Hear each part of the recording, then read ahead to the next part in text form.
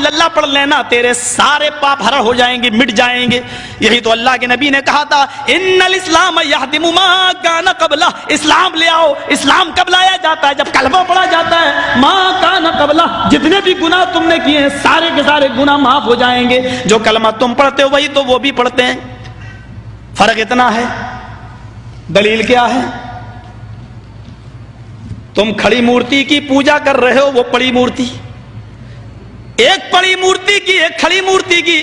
یہ شنکر بھگوان کی مورتی ہے، یہ بڑے پیر صاحب کا یا نظام الدین اولیاء کا مزار ہے، یہ احمد رضا خان کا مزار ہے۔ یہ کھڑی مورتی ہے، یہ پڑی ہے۔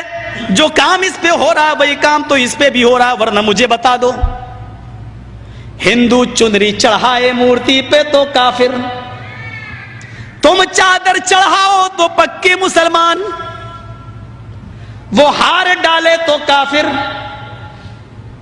تم پھول برساؤ تو پکے مسلمان۔ یہ کوئی چیز کھانے کی مورتی پہ چڑھائے تو کہے پرساد، پرساد کھانا حرام۔ یہاں پر کوئی چیز چڑھائی جائے اس کو کہو تبرک ہے، اور یہ کھانا بڑا مبارک۔ ہندو مورتی دھو کر اس کا پانی پی اور کہے کہ یہ گنگا جل سے زیادہ پاک و پوتر ہے، اس سے بیماریاں صحیح ہو جاتی ہیں۔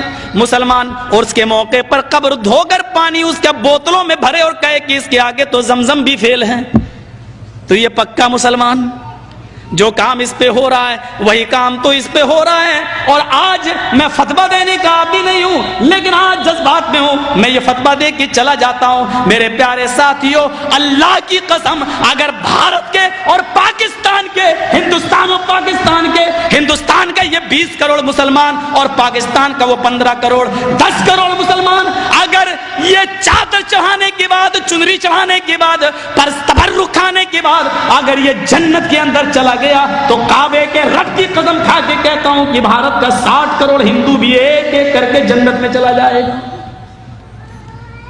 اور اگر بھارت کا ہندو جنتی نہیں ہے تو اتنا یاد رکھنا کہ پھر تم اپنے مسلمان ہونے کا سرٹیفکیٹ پیش کرو۔ تم وہ جہنم میں کیوں جائے گا؟ اگر وہ ان کاموں کی وجہ سے جہنم میں جا رہا ہے تو تم یہ کام کیوں کر رہے ہو؟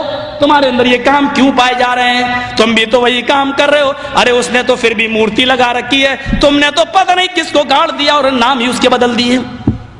اللہ جانے اس میں حقیقت میں وہ ہے بھی یا نہیں ہے۔